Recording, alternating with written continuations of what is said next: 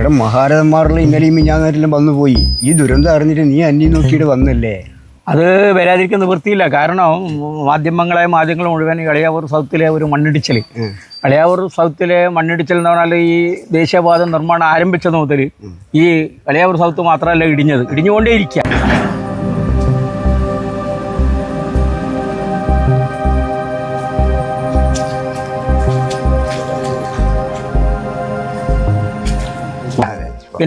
പിന്നെ ഇതിന്റെ കാര്യങ്ങൾ എന്ന് പറഞ്ഞാൽ ഇവിടെ എത്തുമ്പോൾ എളിയാവൂർ എന്ന് പറയുമ്പോൾ എൻ്റെ മനസ്സിൽ ഓർമ്മ വരുന്ന ഒരാളാണ് ദേവദാസ് എളിയാവൂർ.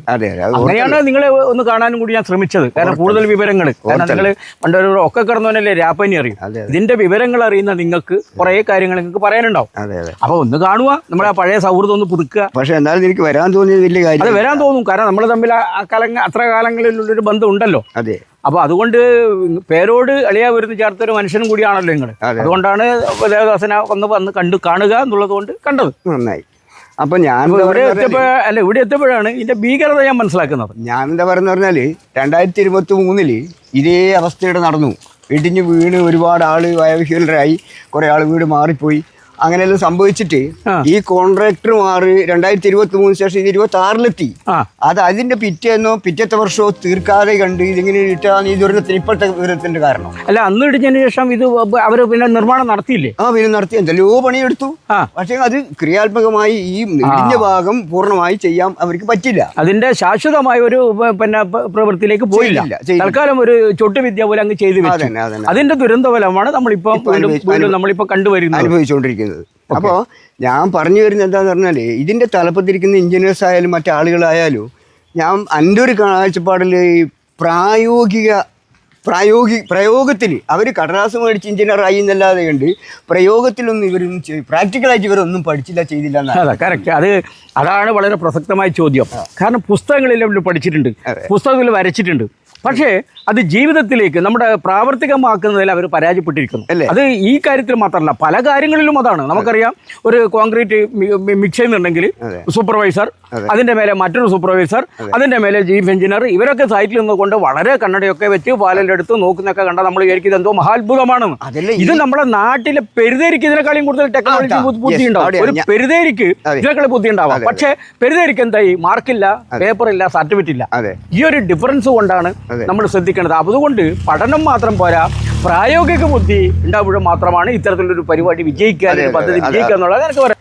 ഇനിയിപ്പോൾ നിങ്ങൾ നോക്ക്, ഏറ്റവും ഓരത്തെ ഈ വീടില്ലേ, എന്ത് മനസ്സമാധാനത്തിലാണ് ഇവർ കിടന്നുറങ്ങും? ഒരു സമാധാനവും. നമ്മളിപ്പോ ഈ സംസാരിച്ചുകൊണ്ടിരിക്കുന്ന നിലം പോലത്തിൽ നിൽക്കുന്ന യാതൊരു ശാശ്വതമില്ല, അത് ഫലവുമില്ല. നേരെ അപ്പുറം നോക്ക്, അവിടെ ഒരു വീട്. ഇങ്ങനെ നിരവധി വീടുകൾ ഇതിന് ചുറ്റും നിൽക്കുക. ഇതിനെ പറ്റിയൊന്നും ഈ സംഘാടകർക്കോ ഇവർക്കോ ഒരു ആശങ്കയുമില്ല. ഇത് ഭൂമിൻ്റെ അടിയിൽ എന്താ നടക്കുന്നത്? ഈ ഞാൻ പറയട്ടെ, പുതിയ കാലത്ത് കടലിനടിയിൽ പോലും പാലങ്ങൾ നിർമ്മിക്കുകയും ചെയ്യുന്ന കാലത്ത് ഇത്രയും ഓപ്പൺ ആയിട്ടുള്ള ഒരു സ്ഥലത്ത് ഇവർ ഈ അവസ്ഥ വരുത്തി വെച്ചല്ലോ. ഇനി ആലോചിച്ച് നോക്കിയൊന്ന്. നിങ്ങൾ ആലോചിച്ച് നോക്കൂ, ഈ റോഡ് നിർമ്മാണം സത്യത്തിൽ നമുക്കറിയാം. നമ്മൾ മെട്രോ റെയിൽവേ ഒരുപാട് സ്ഥലങ്ങളിൽ വളരെ വിജയിപ്പിച്ചു. ഞാൻ ഗൾഫിലടക്കം ദുബായിലടക്കം ഞാൻ സന്ദർശിച്ച ഒരാളാണ്. ഞാൻ 25 കിലോമീറ്ററുള്ള ബഹ്റിൻ സൗദി അറേബ്യയുടെ കടൽപ്പാലത്തിൽ പോലും സഞ്ചരിച്ച ഒരാളാണ്. ഞാൻ മനസ്സിലാക്കുന്നത് ടെക്നോളജി അത്ര ഫോർവേഡാണ്. പക്ഷേ ആ എഞ്ചിനീയർമാരൊക്കെ ഇവിടെ നമ്മുടെ കേരളത്തിലെത്തുമ്പം അവരെന്താണ് ഒരു മന്ദബുദ്ധികളെ ആയി പോകുന്നു മനസ്സിലാക്കാൻ സാധിക്കുന്നത്. ഈ മെട്രോ ഈ റോഡ് എന്ന് പറയുന്നത്, ഞാൻ ചോദിക്കട്ടെ, ഇവിടെ യാതൊരു തരത്തിലും മണ്ണ് കീറി മുറിച്ച് രണ്ടായി പിളർന്നുകൊണ്ട് കേരളത്തിന്റെ ആ ഒരു സൗന്ദര്യം നഷ്ടപ്പെട്ട രീതിയിൽ മുറിക്കേണ്ട കാര്യമില്ല. ഇതിനല്ലാത്ത രീതിയിൽ, അതിനെ നഷ്ടമില്ലാത്ത, സൗന്ദര്യം നഷ്ടപ്പെടാതെ, അപകടമില്ലാത്ത രീതിയിലേക്ക് നിർമ്മിക്കേണ്ട ഒരു സംഭവമാണ് ഈ പല സ്ഥലം. ഇത് ഞാൻ പറയുന്നത് ദേവദാസനൊന്ന് കേട്ടോ, ഇത് ചെറിയ ഒരു സൂചന മാത്രമായി. ഇനി സൂചനകൾ ഇങ്ങനെ വന്നുകൊണ്ടേ. ഇനി വേറൊരു കാര്യം പറയാ, ഇതൊക്കെ ഇപ്പൊ മേൽപ്പാലാക്കിയിട്ട് നിർമ്മിച്ചിട്ടുള്ളത്. അങ്ങനെ ഇങ്ങോട്ട് മേൽപ്പാലാണ്. ഈ ഒരു ചെറിയ സ്പേസ് ആണ് ഇവര് ഭൂമി കളച്ചിട്ട്, അതും എങ്ങനെ പാതാള കണക്കിന് 32-40 അടി കളച്ചിട്ട് എടുത്തതിന്റെ ഫലാന്ന് ഞാൻ. അത് മാത്രമല്ല, 5-6 കിണറിന്റെ അടിയിൽ അറിയാം നിങ്ങൾ. അപ്പൊ അതിൻ്റെ അകത്തെല്ലാം ഭൂമി മഴക്കാലത്ത് ആ കിണറിലെല്ലാം വെള്ളം നിറയും. അതിൻ്റെതായ ഒരു തള്ളലുണ്ടാവും. ഇങ്ങനെയൊക്കെ വന്ന ദുരന്തമാണിത്. ഇതൊന്നും പഠിക്കാതെ കണ്ട് എന്തൊക്കെയോ വന്നിട്ട് സാധാരണ ഞാനൊക്കെ എൻ്റെ ബാല്യത്തിൽ ഈ കുണ്ടട നന്നാക്കിയിട്ട് റോഡാക്കലുണ്ട്. അതുപോലെ ചെയ്തന്നെ. ഇപ്പോൾ ഞാൻ മനസ്സിലാക്കുന്നത്, നമ്മുടെ ചാല കട്ടിങ് ഉണ്ടല്ലോ, ചാലക്കാട്ടിൻ ഇതേപോലെ ഡെപ്തിലേക്ക് തന്നെയാണ് മണ്ണ് മാറ്റിയിട്ടുള്ളത്. പക്ഷേ ഈ അതിന് മുൻപേ പല സ്ഥലത്തും ഇടിഞ്ഞ വാർത്തകൾ പിന്നെ ജനങ്ങളിൽ എത്തിയപ്പോൾ ഒന്ന് ഭയപ്പെട്ടതിന്റെ പേരിലാണ് ആ ഭിത്തികൾ മുഴുവൻ ഇപ്പൊ കോൺക്രീറ്റിലാണ് ആ ഭിത്തി കെട്ടിയിട്ടുള്ളത്. ആ കോൺക്രീറ്റ് ഭിത്തി ആയതുകൊണ്ട് അത് ശാശ്വതമായി നമുക്കറിയാം പൈസ നമ്മൾ ചെലവിട്ടുകൊണ്ടിരിക്കേണ്ട കാര്യമില്ല, ഒരു തവണ ഇത് ചെയ്യണം. ആ ചെറുത് ലോങ് ലാസ്റ്റിലേക്ക് നിൽക്കണം. ഇതിപ്പം വേറൊരു കാര്യം ഞാൻ സൂചിപ്പിക്കാം. ഇതിപ്പോൾ നിങ്ങൾ ആ കോൺക്രീറ്റിന്റെ കാര്യം പറഞ്ഞപ്പോഴാണ് ഓർമ്മ വരുന്നത്. ഇവിടെയും ചെയ്തിട്ടുണ്ട് കോൺക്രീറ്റ്. ആ കോൺക്രീറ്റ് ചെയ്തത് ഞാൻ പറയുന്നത് വളരെ ശാസ്ത്രീയമായിട്ടാണ്. എന്താ കാരണം, അല്ലെങ്കിൽ എന്താവുന്നറിയാം, ഈ മണ്ണ് അമർച്ചയിൽ ഇത് അങ്ങ് മറിഞ്ഞു പോകുമായിരുന്നു. അതെന്താണെന്നറിയാം, ഇത് ഈ നമ്മളെ മേലേക്ക് പോകുന്ന കമ്പിയില്ലേ, ആ മേലേക്ക് പോകുന്ന കമ്പി ത്രൂ ഔട്ട് വളച്ചിട്ട് 10 അടി ഭൂമിയിലേക്ക് ഇട്ടിട്ടുണ്ട്, അങ്ങോട്ടേക്ക് ഗ്രൗണ്ടിലേക്ക്. എന്നിട്ട് അതെന്ത് ചെയ്യുന്ന പറഞ്ഞാൽ നമ്മളെ വീടിന്റെ വാർപ്പെല്ലാം മാതിരി കമ്പി കെട്ടി ഫില്ലാക്കി, വലിയ കമ്പി കെട്ടി ഫില്ലാക്കി അവിടെ ഇത്ര ഞാൻ കണ്ടുകൊണ്ടിരിക്കുമല്ലേ, ഇത്രയും ഒരു 8 ഇഞ്ച് ഘനത്തിലാണ് ഇത് വാർത്ത. 8 ഇഞ്ച് കനത്തിൽ ഇത് വാർത്തോണ്ട് മാത്രമാണ് ഇതങ്ങ് മറിഞ്ഞു പോകാൻ. അല്ല, ഈ നിങ്ങൾ പറഞ്ഞ 8 ഇഞ്ചൊന്നും പോരില്ല. ഇതൊന്നും ഈ ഇത്രയും വലിയ ഭീമാകാരമായ മൺതിട്ടേനെ നിർത്താൻ 8 ഇഞ്ചൊന്നും പോരാ.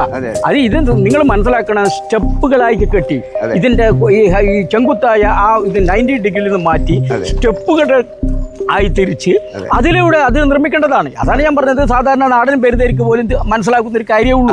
ഇതിനൊരു എഞ്ചിനീയർ വേണ്ട, ഇതിനൊരു പഠനം വേണ്ട. അപ്പൊ ഇതൊക്കെ ചെയ്തെങ്കിലും വളരെ കൊട്ടിഘോഷിക്കപ്പെട്ട ടെക്നോളജി എല്ലാം പിന്നെ വിഭാവനം ചെയ്തെങ്കിലും ഇവിടെ നമ്മുടെ താല്പര്യം നമ്മൾ കണ്ടുവരുന്നത് തകർന്നിരിക്കുന്നു. ആലോചിച്ചു, അതിന്റെ അപ്പുറം നമുക്ക് അതായത് നേരിട്ട് നമ്മൾ കാണുവാണ്. ഇതിനപ്പുറം നമുക്കൊന്നും പറയാനില്ലല്ലോ, ഒരു വിറ്റ്നസ് ആയിട്ട് കിടക്കുക. ഇതിപ്പോ നിങ്ങൾ കണ്ട ഇത് ഇന്നലെ കൂമ്പാരമായിട്ട് ഇങ്ങനെ കിടന്നതാണ്. എന്നിട്ട് അതായത് ഏറ്റവും സൂക്ഷ്മമായ പൊടിമണ്ണാണ് ഇത്. അത് വന്നത് എങ്ങനെയാന്ന് പറഞ്ഞാൽ, ഞാൻ വന്നു രാവിലെ ഞാൻ അറിഞ്ഞപ്പാട് 6:45 6 മണിക്കൂടെ വന്നപ്പാട് വരുമ്പോ ഇതിന്റെ അടിയിലൂട്ടെ നമ്മൾ ഇതിന്റെ അടിയിൽ വാർപ്പുണ്ടല്ലോ, ആ വാർപ്പ് എന്ന് പറഞ്ഞാൽ 6 നിങ്ങത്തോളം വാർപ്പുണ്ട്, 10 അടി. അതിന്റെ ഉള്ളിലൂടെ വന്നിട്ട് ഇതിങ്ങനെ പൊന്തിട്ട് ഇങ്ങനെ, അതായത് അഗ്നിപർവ്വതം പോലെ അതന്നെ. എന്നിട്ട് അത് രൂപാന്തരപ്പെട്ടിട്ട് അതിന്റെ അകത്ത് ഈ തള്ളിച്ചാൻ സമ്മർദ്ദം കൊണ്ട് അതിങ്ങനെ വിണ്ടുകീറി എൻ്റെ അടുത്ത് വീഡിയോ ഉണ്ട്, വിണ്ടുകീറി ഇങ്ങനെ. ഈ പ്രതിഭാസം കണ്ടപ്പോ തന്നെ സംഘാടകർ വന്ന് ആദ്യം ചെയ്ത പണിയെന്ന് പറയാ, ഒരു JCB കൊണ്ട് എല്ലാം വെച്ചിട്ട് നിരത്തി കളഞ്ഞു. കാരണം ഇത് ജനങ്ങൾ കാണാൻ പറ്റില്ല. ആദ്യത്തെ പണി അവരത് അടുത്ത് വീണ്ടും കണ്ണിൽ പൊടിയിടാനുള്ള അതല്ല, അതിനു മുൻപേ അതിന് ശേഷവും കണ്ണിൽ പൊടിയാനുള്ള ശ്രമം. ഇതിപ്പോ ഞാൻ പറയട്ടെ, എനിക്ക് എഞ്ചിനീയറിംഗിലോ ഒന്നിലും ഒരു വിവരമില്ല. ഇതിപ്പോ നിങ്ങൾ കണ്ട ഈടെ നേരത്തെ ഞാൻ പറഞ്ഞ മാതിരി ഇടയ്ക്കിടെ ഒരു വലിയ 10-ന്റെ ഒരു ഫില്ലർ ഇട്ടായിരുന്നെങ്കിൽ എത്ര സേഫ്റ്റി ഉണ്ടാവും ഇത്? അതൊന്നും നോക്കുക, ആ ചുമര് തന്നെ കംപ്ലീറ്റ് വിണ്ടുകയറിയിരിക്കും. ഇനി ഇത് അടിമറിക്കാൻ വേണ്ടിട്ട് ഒരൊറ്റ മഴക്ക് മുമ്പായി തന്നെ ഇത് അടിമറിക്കും. കാരണം അതാണ് ഞാൻ പറഞ്ഞത്, ഇവിടെ ഏത് ബുക്കിലാണ് ഇതൊക്കെ പഠിച്ചത് എന്നുള്ളതാണ് എന്റെ ചോദ്യം. അപ്പോൾ അങ്ങനത്തെ ഒരു അവസ്ഥയിലാണ് ഇവിടെ ഉള്ളത്. ഇത് ഇവരെന്ത് കുരിപ്പോ ആക്കട്ടെ, വല്ല അറബിക്കടലാറ്റ് അങ്ങ് നമുക്ക് പ്രശ്നമില്ല. ഇത് ജനങ്ങളില്ലേ അപ്പുറം ഇപ്പുറം താമസിക്കുന്നേ. അത് ജനങ്ങളെന്നല്ല, ഇതിലൂടെ റോഡിലൂടെ വാഹനം പോണ്ടേ, അതിനല്ലേ ഉണ്ടാക്കുന്നത്. ഈ വാഹനം പോകുമ്പോൾ ഒരു അവസ്ഥ എന്തായിരിക്കും? ഇപ്പോഴും ഞാൻ പറയട്ടെ, നമുക്ക് കല്യാശ്ശേരി ഭാഗങ്ങളിലൂടെ നിങ്ങൾ മനസ്സിലായി ഈ വീണ ഇത് കണ്ടോ നിങ്ങൾ? ഇത് കണ്ട, ഇത് പുറം ഷോയില് നമ്മളെ കളിമൺ കൊണ്ട് പോലെ പുറം മോടിയിൽ ചെയ്ത് വെച്ച സാധനമാണ്. അതാണ് ഇവിടെ അടന്ന് പൊട്ടിയിരിക്കുന്നത്. ഇത് സ്പ്രേ ആണ്. ഭാര്യ തേച്ച് ചാക്ക് വെച്ചിട്ട് മറിച്ച് ഭാര്യ തേച്ച ഒരു സാധനമാണ്. അതായത് പുറത്തുള്ളൊരു അലങ്കാരം, അത്രയേ ഉള്ളൂ. ഇതിപ്പോ ഈ റോഡിന്റെ ആരംഭം തന്നെ ഭയങ്കര പ്രക്ഷുബ്ധമായിരുന്നല്ലോ, നിങ്ങൾ ഓർമ്മിക്കുന്നില്ല? ഒരു കൂട്ടർ ഭരണകക്ഷി റോഡ് വേണമെന്ന് പറഞ്ഞ് പ്രതിപക്ഷം വേണ്ടാന്ന് പറഞ്ഞ്, പ്രതിപക്ഷം അന്ന് ഉന്നയിക്കുന്ന ആരോപണം എന്താന്ന് പറഞ്ഞാൽ കൃത്യമായി കേരളത്തിനെ പറ്റി നല്ല പഠനം നടത്തിയിട്ട് വേണം ഇത്രയും വലിയൊരു സംരംഭം ഇവിടെ നടപ്പിലാക്കാൻ എന്ന് പറഞ്ഞാൽ അവരുടെ പ്രശ്നം ഉണ്ടായ. പക്ഷെ അതിൽ ഉപരിയായി എന്ന് പറഞ്ഞാൽ ഇവര് നീ ആക്കണ്ട ഞാനാക്കൂ, രാഷ്ട്രീയക്കാരുടെ കളി, നീ ആക്കണ്ട ഞാനാക്കൂ. അപ്പൊ അവസാനം അവരങ്ങ് മാറി, ഇവര് വന്നപ്പോ പിന്നെ ആക്കാൻ തുടങ്ങി. ജനങ്ങൾ വലിയടായി. നമ്മളെ പൈസ എങ്ങനെയല്ലോ കൊണ്ട് കളയുക. ഞാൻ ചോദിക്കട്ടെ, ഇത് ഇടിഞ്ഞത് മുതലുള്ള ഇതിന്റെ പിന്നെ റീകൺസ്ട്രക്ഷൻ എന്ന് പറയുന്നത് കോടികൾ നഷ്ടപ്പെട്ടുകൊണ്ടാണ് വീണ്ടും ചെയ്യേണ്ടത്. അതുമാത്രമല്ല, എന്നിട്ടും നമ്മുടെ അപകടത്തിന് ശാശ്വത ഒരു പരിഹാരം കണ്ട കാഴ്ചയിലില്ല. ഇതിനെ വീണ്ടും ഇടിഞ്ഞുകൊണ്ടിരിക്കും. ഞാൻ ചോദിക്കട്ടെ, സോയിൽ ടെസ്റ്റിങ്, അതിന് വേണ്ട ഒരു വണ്ടി, അതിനുള്ള ഉദ്യോഗസ്ഥന്മാർ, ഇവരൊക്കെ ഇവിടെ നിരനിരയായിട്ട് നിൽക്കുമ്പോഴാണ് നമുക്ക് സാധാരണക്കാരെ നമുക്ക് പോലും തിരിച്ചറിയുന്ന ബുദ്ധി അവരിലേക്ക് എത്താത്തത്. ഇപ്പം കോങ്കണിലെല്ലാം നമ്മൾ കേൾക്കല്ലേ, ഇടിഞ്ഞ് ഇടിഞ്ഞ് വണ്ടി തിരിച്ചു വിട്ടു, അല്ലെങ്കിൽ യാത്ര റോഡ് അടച്ചു. അതുമാതിരിയുള്ള പ്രക്രിയ 23 കഴിഞ്ഞിട്ടോടെ 26 ഇത് 24 പൂർത്തിയാക്കേണ്ട പദ്ധതിയാണ്. എന്റെ മനസ്സിൽ 24 ഇത് കംപ്ലീറ്റ് പിന്നെ ഓപ്പൺ ചെയ്ത് ഓടേണ്ടതാണെന്നാണ് ഞാൻ മനസ്സിലാക്കിയത്. 26 എത്തിയിട്ടും ഇതിപ്പോ നിശ്ചലമായി കിടക്കുക. ഇതിപ്പോ നിങ്ങൾ നേരത്തെ ഭരണകക്ഷി പ്രതിപക്ഷം എന്നൊക്കെ പറഞ്ഞു. ഇവിടെ രാഷ്ട്രീയമല്ല നമ്മൾ മനസ്സിലാക്കേണ്ടത്. ഇവിടെ നമ്മൾ മനസ്സിലാക്കേണ്ടത് ജനങ്ങളുടെ സുരക്ഷ, ജനങ്ങളുടെ രക്ഷ, അവരവരെടുക്കുന്ന പണിയിലുള്ള ശ്രദ്ധ, ഇതൊന്നുമില്ലാതെ കാട്ടിലെ തടി തേവരിയാന വലിയടാ വലി എന്ന് പറയുന്ന രീതിയിലേക്കാണ് ഈ പ്രവർത്തനങ്ങൾ മുന്നോട്ട് പോകുന്നത്. അതിന്റെ ഒരു ദുഷ്ഫലമാണ് നമ്മളിപ്പോ കണ്ടുകൊണ്ടിരിക്കുന്നത്. എന്തായാലും നമ്മൾ ഈ നൊമ്പരം പങ്കുവെക്കുക എന്നല്ലാതെ കണ്ട് നമുക്കിതിൽ വേറെ ഒന്നും ചെയ്യാനൊന്നുമില്ല. ഞാൻ അതുകൊണ്ടാണ് ഈ ദേവദാസിന്റെ നാട്ടിൽ ഇങ്ങനൊരു സംഭവം വന്നപ്പോൾ ഞാൻ വന്ന് നിങ്ങളെ പിന്നെ കാണുവാനും കൂടുതൽ വിവരങ്ങൾ, കാരണം നിങ്ങളൊക്കെ കിടന്ന് രാപ്പനി അറിഞ്ഞ ഒരാളാണ്, നമ്മളിത് അറിഞ്ഞിട്ട് വന്നവരാണ്. അപ്പൊ അതുകൊണ്ടാണ് ഞാൻ നിങ്ങളോട് ഈ കാര്യത്തെ കുറിച്ച് സംസാരിക്കാൻ വേണ്ടി ഞാൻ ഈ സ്ഥലത്ത് എത്തിയത്. എന്തായാലും ഇന്നലെ പ്രതിപക്ഷ നേതാവും മിഞ്ഞാന്ന് MP-യും മറ്റേ മിഞ്ഞാന്ന് ദിവസം മന്ത്രി അവരെല്ലാം വന്നതിനേക്കാളും വലിയ പ്രശംസ നിങ്ങളെ ഈ വരവ്, എന്നെ അന്വേഷിച്ചിട്ടുള്ള ആ ഒരു വരവുണ്ടല്ലോ, ശരിക്കും ഞാനത് വല്ലാണ്ട് എൻജോയ് ചെയ്യാം. അല്ല, കാരണം നിങ്ങൾ എന്നെ പോലെ തന്നെ ഒരു ഇതേപോലുള്ള ഒരു വികാരമുള്ള ഒരാളാണ് ദേവദാസൻ. അതുകൊണ്ടാണ് ദേവദാസനെ വന്നപ്പോൾ അത് കാണുക, കണ്ട് ഇതിന്റെ കൂടുതൽ വിവരങ്ങൾ അറിയുക. അതാണ് ഞാൻ ഇപ്പം നമുക്കിവിടെ അനുഭവിച്ചിട്ടുള്ളത്. അതുകൊണ്ട് തന്നെ നമുക്ക് പത്രവായനക്കാളിൽ കൂടുതൽ, പത്രത്തിൽ വായിച്ചറിയാനേക്കാൾ കൂടുതൽ ദേവദാസന്റെ ഇതിന്റെ, അതായത് പണ്ടൊരു പറഞ്ഞിട്ടുണ്ട് ഒക്കെ കിടന്നവനെ രാപ്പനെ അറിയും. അങ്ങനെയുള്ള ഒരു ദേവദാസനെ ഞാൻ കണ്ടുപിടിച്ചത്, കണ്ടെത്തിയതും സംസാരിച്ചതും. അതുകൊണ്ട് തന്നെ കൂടുതൽ ചിത്രങ്ങൾ മനസ്സിൽ വ്യക്തമായി. അപ്പോൾ അതുമാത്രമല്ല, നമുക്കറിയാം ഇന്നലെയാണ് ഓണം തീർന്നില്ല, ഇന്ന് ഓണപ്പിറ്റേന്നാണ് ഇന്ന്. അപ്പോൾ ആ ഒരു സാഹചര്യത്തിൽ ഈ നാട്ടിലൊരു ദുരന്തം, നാട് മുഴുവൻ കൊട്ടിഘോഷിക്കപ്പെട്ട ഒരു ദുരന്തത്തിന്റെ ഒരു സാക്ഷി ബാക്കിപത്രം കൂടിയാണ് നിങ്ങൾ.